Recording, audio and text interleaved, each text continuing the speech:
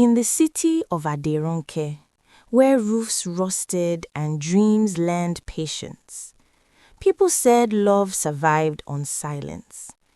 Neighbors greeted each other with smiles that hid questions, and everyone learned early that what happens in a home should not travel past the gate. It was in such a place that Aderonke learned to trust softly. She met Kunle when her laughter was still easy.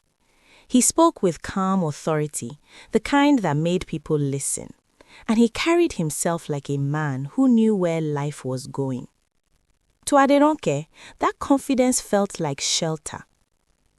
Kunle always spoke of Zainab, his female best friend, as if she were harmless rain. "She is like a sister," he said, with a laugh too smooth to question. In a society that prized familiarity, no one looked twice. Aderonke wanted to be the understanding woman, the one elders praised. She swallowed questions and smiled at explanations because love, she had been taught, was endurance. Her mother once said, "A woman who listens hears more than she speaks." But even in the first season of their love, something unsettled her spirit. At night, when Kunle's phone glowed and turned away from her, her heart knocked softly, asking questions it was afraid to voice. Zainab arrived in Aderonke's life like a familiar story retold. She laughed easily, called Kunle by childhood nicknames, and spoke of memories that placed her deep inside his past. The bond between them felt older than explanations. Whenever Zainab visited, Kunle relaxed in ways Aderonke did not understand. His shoulders loosened, his voice softened, and his eyes followed Zainab with an attention that felt misplaced. Still, Aderonke told herself she was imagining things. In Nigeria, suspicion is often treated as ingratitude. A woman who questions too much is warned that men hate noise. Remembering this, Aderonke learned to quiet her thoughts before they reached her lips. Yet silence did not calm her heart. It sharpened it. Each shared joke between Kunle and Zainab landed like a pebble in her chest, small but persistent. At night, Aderonke prayed, asking for peace. But peace avoided homes where truth had no voice, and her dreams began to fill with doors she could not open. Kunle was not cruel in obvious ways. He did not shout or raise his hands. Instead, he controlled the atmosphere, deciding what mattered and what did not. When Aderonke expressed discomfort, he laughed it away. "You worry too much. You are too sensitive." Each sentence landed like a soft slap, leaving no visible mark but steady confusion. Zainab, on the other hand, played her role perfectly. She asked about Aderonke's family, praised her cooking, and called her my sister. The words sounded right, but something behind them felt hollow. People around them admired the trio. See maturity, no jealousy. Aderonke smiled through their praise, even as her chest tightened. The elder said, "When a goat enters your yam barn often, do not blame hunger alone." But Aderonke feared being accused of destroying peace with unnecessary doubt. The first real crack appeared during a family gathering. Kunle spent most of the evening whispering into his phone, stepping outside to answer calls. When Aderonke asked who it was, his eyes hardened briefly. "Work, why are you interrogating me?" The shift in his tone made her retreat instantly. She apologized even though she did not understand why. Later that night, Zainab posted a picture online. It showed a familiar wristwatch resting on her palm, Kunle's watch. The caption was innocent, but the meaning burned. Her hands shook as she stared at her screen. Her heart screamed while her mind searched for excuses. Perhaps he lent it to her. Perhaps it meant nothing. She slept poorly, haunted by the proverb her grandmother used to say, The eye that refuses to see will soon weep. By morning, fear had already chosen a seat in her chest. When Aderonke confronted Kunle gently, he responded with wounded pride. He accused her of mistrust, of poisoning love with insecurity.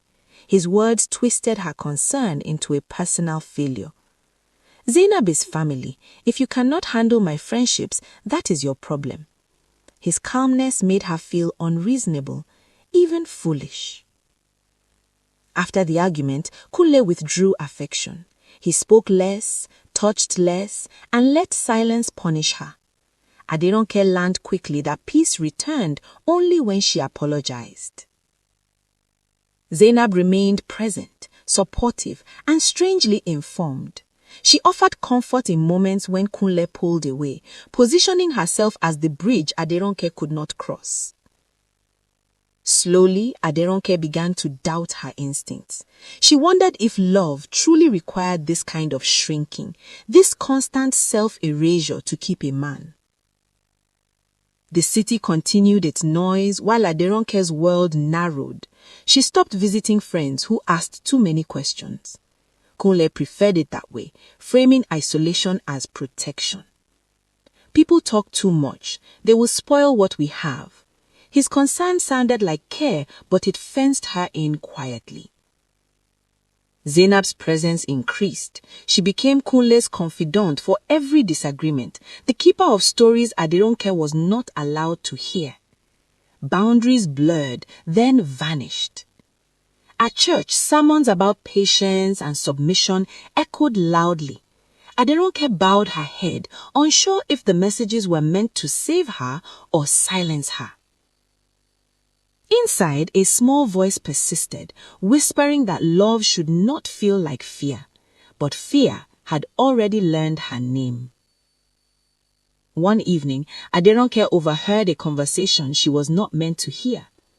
Kunle's laughter floated from the balcony, warm and intimate. Zainab's voice answered, low and familiar. The words were not explicit, but the closeness was undeniable. Promises were implied, shared memories revisited with longing. Aderonke felt like an intruder in her own home. When Kunle noticed her presence, his expression shifted instantly.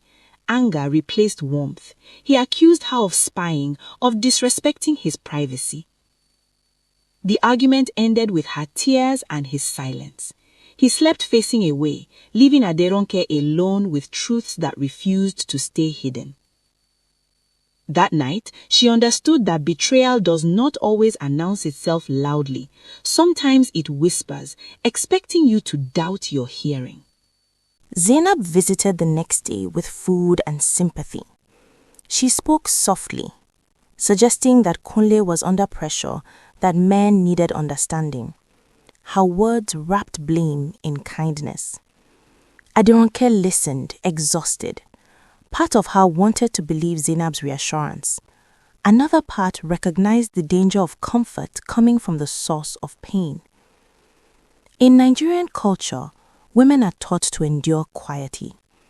Elders praise resilience without asking what it costs. Aderonke felt the weight of that expectation pressing her down. She remembered a proverb her aunt once shared. The drum that beats for you may be calling you to dance into fire. Zainab's kindness now felt like such a drum. Still, fear kept Aderonke silent. Speaking out meant risking shame, and shame travels faster than truth. The manipulation grew subtle and precise. Kunle began rewriting events, denying things he had said, questioning her memory. Each denial chipped away at her certainty. You imagine things, he repeated, until imagination felt like a crime. Aderonke started keeping thoughts to herself, unsure which were real. Zainab remained constant, always present during moments of tension. She appeared whenever Aderonke felt weakest, reinforcing Kunle's version of reality. Friends noticed Aderonke's withdrawal, but cultural politeness prevented deep questions. Everyone assumed silence meant peace. But peace built on lies is like a house on sand. Aderonke felt it sinking beneath her feet. The turning point came unexpectedly. Aderonke received a message meant for someone else. It was from Kunle, sent accidentally, filled with familiarity he never showed her. The name attached to the message was Zainab's. The tone was intimate, careless, unguarded. There was no room left for doubt. Her body reacted before her mind caught up. Hands went cold, vision blurred. Truth had finally spoken plainly. She sat alone for hours, replaying every moment she had dismissed. The pattern revealed itself cruelly, like a story she had always known. That night, she did not confront Kunle. Instead, she listened to her own breathing, steadying herself for the reckoning ahead. Confrontation came with dawn. Aderonke spoke calmly, laying facts gently between them. His denial was brief before anger took over. He accused her of invading his privacy, of ruining everything. When denial failed, blame replaced it swiftly. Zainab was summoned, arriving with practiced composure. Together they minimized, justified, and reframed the betrayal as a misunderstanding. Aderonke realized then that the friendship had always been a mask. Behind it lived a shared secret that fed on her silence. In that moment, something within her shifted. The fear remained, but it no longer ruled alone. The aftermath was heavy with tension. Kunle alternated between apologies and threats of abandonment. His affection became a bargaining tool. Zainab withdrew publicly, preserving her image. In private, she sent messages urging Aderonke to forgive, to keep peace. Family advice leaned toward endurance. Do not destroy your home, elders warned. Few asked who had already done the destroying. Aderonke felt torn between tradition and survival. She respected her culture but questioned interpretations that demanded her suffering. At night, she began to write her thoughts, reclaiming her voice one word at a time. With clarity came grief. Aderonke mourned the love she thought she had, the future she imagined. Betrayal rewrote her memories painfully. She noticed how control had disguised itself as care. Isolation had worn the clothes of protection. The realization hurt deeply. Kunle sensed her awakening and tightened his grip. His words grew sharper, his patience thinner. Abuse thrives when control is threatened. Zainab disappeared completely now, her role complete. The silence she left behind was louder than her presence had been. Aderonke understood then that staying meant losing herself entirely. She reached out to a trusted aunt, breaking years of learned silence. The story poured out unevenly, heavy with shame. Her aunt listened without interruption. When Aderonke finished, the woman nodded slowly and said, "Truth is heavy, but lies crush." For the first time, Aderonke felt validated. Her validation steadied her trembling resolve. She began planning quietly, saving money, preparing emotionally. Freedom required patience and courage. Kunle sensed distance but mistook it for weakness. He underestimated the power of a woman who has finally seen clearly. The community soon noticed the shift. Aderonke stopped defending Kunle publicly. Her silence now carried strength. Rumors surfaced, as they always do. Some blamed her, others whispered sympathy. Judgment became background noise. His frustration spilled into open anger. He accused her of disrespect, of destroying his image. Control slipped from his grasp. Aderonke remained calm. She had learned that reaction feeds manipulation.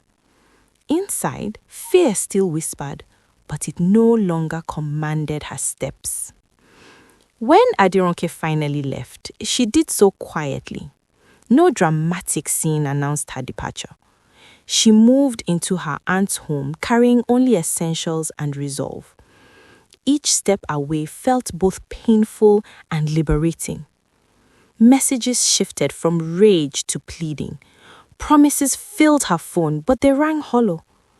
Zainab remained absent, her silence confirming everything. The mask had fallen permanently. Aderonke breathed deeply, tasting freedom mixed with grief. One afternoon, she encountered Zainab unexpectedly. Their eyes met briefly, heavy with unspoken truths.